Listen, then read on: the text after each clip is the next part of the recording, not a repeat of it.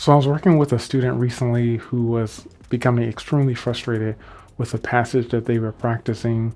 The passage was something like this, and they kept playing it over and over and over again, but it just wasn't coming together. And the more they played it, the more frustrated they became.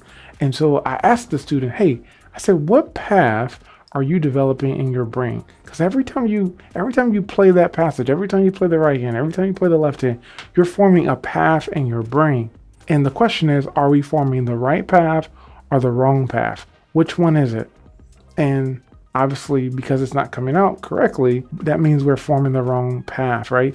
So there's always three questions that I ask every student, and I asked this particular student. And the first question is, what are the notes that you're going to be playing, or you should be playing? When are you going to play those notes? And how are you going to play those notes? So let's look at it together. So the first question is what? What are the notes? Hey, is it an F? Is it a C? Is it a G? What is it? What are the notes? The second question is, when are you going to play those notes? When? What is the rhythmic value of each note? Are you going to play the first note on beat 1, the second note on beat 2, the third note on beat 3, the fourth note on beat 4? When are you going to play those notes? Are you going to play on the end of 1, or the end of 2, the end of 3, or the end of 4? When are we going to play the notes? And then the last question is, this is the most important question for every pianist or any musician, it doesn't matter what instrument you play, and that is how. How are you going to play those notes? What fingers are you going to use as you are playing this passage? Because guess what?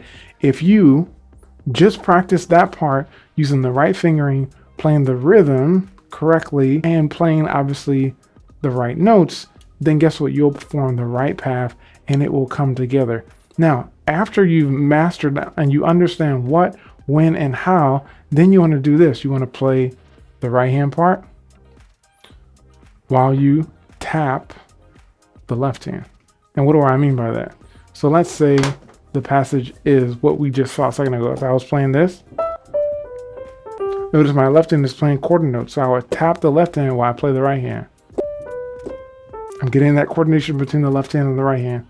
Then once I get that down, then I play the left hand while I tap the right hand. And then now you have that, then put it together, both hands, and you're ready to go. So remember those questions. What, when, how, play the right hand, tap the left hand, play the left hand, tap the right hand, and it will come together. And you want to do that at least 10 times. 10 repetitions, no mistakes. And guess what? Slow is better than what? Fast. The slower you do it, the better. 10 repetitions, and then guess what? Take a 10-second break. Why should you take a 10-second break? You know why? Because when you take that little break, your brain is able to reset and really drill in right on the information that you just took in, because your brain is storing that information, because they know, your brain knows, hey, he's coming back to this, she's coming back to this.